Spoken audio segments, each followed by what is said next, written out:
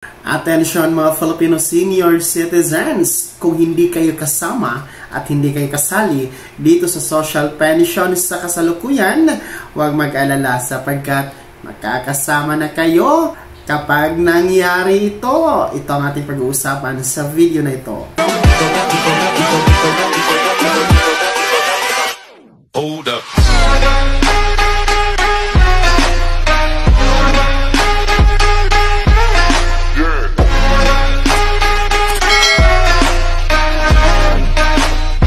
Hello mga ka-vlogs! Welcome dito sa aking YouTube channel. Magandang araw po sa lahat ng mga manonood. Saan po kayong dako sa mundo? Kumusta kayo mga ka-vlogs? Para po sa mga lolo at lola na hindi kasama dito sa social pension sa ngayon, huwag mag-alala sapagkat makakasama kayo kapag nangyari ito. Ano nga ba ito? Pag-uusapan natin mamaya-maya. Pero bago ang lahat, kung bago ka pa lang dito sa aking YouTube channel, o di kaya hindi ka pa nakasubscribe, click nyo muna ang ating subscribe button na nasa baba. Huwag niyong kalimutan na pindutin ang notification bell, ilagay niyo po sa all para naman updated kayo sa lahat ng mga videos na aking i-upload.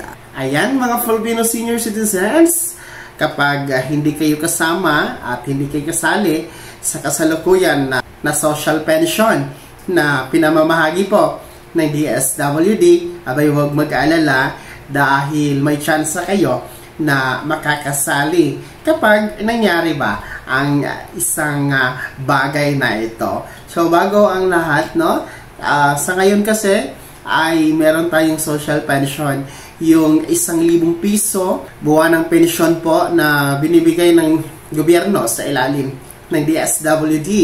Pero para lamang po ito sa mga indigent o mga mahihirap, no? Yung mga walang hanap buhay, walang source of income, walang nag-aabot o walang nagbibigay na suporta, sustento mula sa kanilang anak o kapamilya.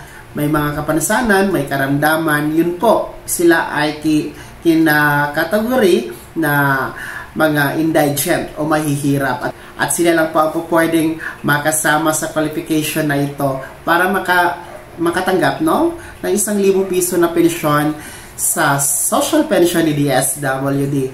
Marami po ang hindi kasama kasi dito ngayon, no? Ayun po, sa datos ng DSWD, nasa mahigit 4 na milyon lamang ang benepisyaryo sa ngayon ng social pension. No, malayo doon sa datos ng PSA na nasa 12 million po ang bilang ng mga senior citizen sa ngayon, no? Nasa Pilipinas man o nasa abroad. So, hindi po nangangalahati ang benepisyaryo sa social pension. Hindi kasi kasama dito ang ating mga pensyonado gaya ng sa SSS, no? Ang pensioners natin sa SSS nasa 3.5 million, no? Ang bilang nila. Meron pa tayong mga GSIS pensyonado, PVAW at iba pang mga pensyon, no? So, hindi po yun kasama sa social pension na meron tayo ngayon. Kaya marami po talaga ang umaalma, marami po ang nagnanais na, no, mapasama man lang dito sa social pension, no, sa 1,000 piso na pensyon para makatikim naman din po daw sila sa ayuda mula sa gobyerno, dahil ang mga pensyon na yan na kanilang tinatanggap sa ngayon ay kanila po yung pinagtatrabahuan, kanila po yung pinaghihirapan. Nagkakaroon po yan ng contribution noong kabataan nila, nagtatrabaho pa sila. So, deserve din po nila talaga ang pensyon na yan. At nagbabayad din po yan sila ng tax. So, nararapat naman talaga na mapasama sila sa ayuda, no, itong pensyon ng gobyerno, mga ka-vlogs. So, huwag kayong mag-alala mga hindi kasama sa social pension sapagkat ang ating minimithi na lahat ay makakasama ay pwede nang mangyari, malapit nang mangyayari, no, sa pamamagitan nitong Universal Social Pension Bill. Ito po ay aprobado na sa Kamara at aantayin natin na mag-uumpisa, no, ang sesyon ng Senado para dito sa nasabing panukala. So itong Universal Social Pension Bill, ito talaga ang inaantay ng lahat dahil wala nang pipiliin wala na pong diskriminasyon, wala na pong maiiwan, lahat pantay-pantay na, mayaman o mahirap, no? May pensyon o wala, no? Kayo po ay sama-sama nang makakatanggap na 1,000 piso na pensyon mula po sa ating gobyerno. Sinasabi kong malapit na itong mangyayari, no? Malapit na itong mai-implement dahil nga po sa pag-approve nito ng Kamara at ang Senado na lang po ang mag-desisyon, no? After sa kanilang paghimay-himay ng nasabing panukala, kung ito nga po ba ay nararapat na magiging isang ganap na batas, no? Bago mapirmahan ng ating Pangulong Bongbong Marcos. Sana naman suportahan ng ating mga senador. At once po na magiging batas ito, no, ay sa unang taon na mai-implement ito, magsisimula sa 500 pesos ang monthly pension ng lahat ng mga senior citizen. Every year, dadagdag po ng 100 piso hanggang 5 years ay makakaabot na sa 1,000 pesos monthly. So, yun po yung sinasabi ng panukalang ito. And ang pondo ay kayang-kaya naman po daw. Kayanin naman po daw ng gobyerno, no, na hindi na kailangan mangutang sa ibang bansa o sa World Bank para punduhan itong panukalang ito o magiging batas. So, ayon po yan sa mga principal authors. So, talagang kakayanin, no? Ayon sa kanilang pag-aaral.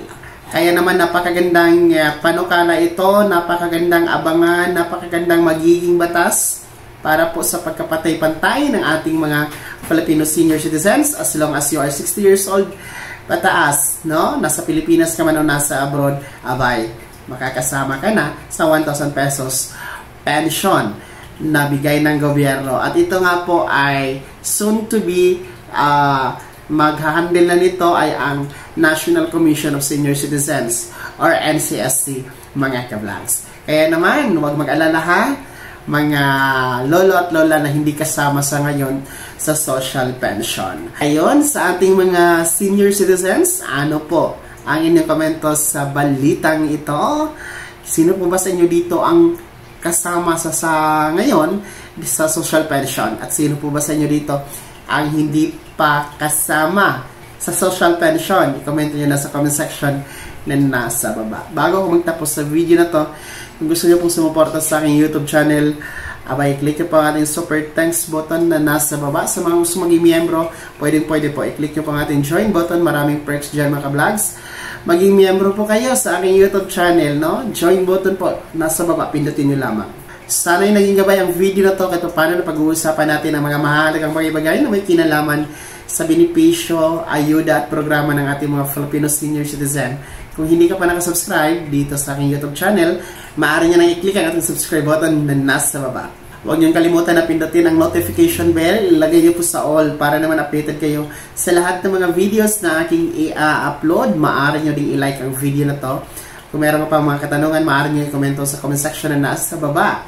Paki-follow na din po ang aking official Facebook page na nasa screen nyo. Muli po, ako si Daniel Timpawan na nagsasabing dito sa aking YouTube channel, Pawang Katotohanan at lahat totoo lamang.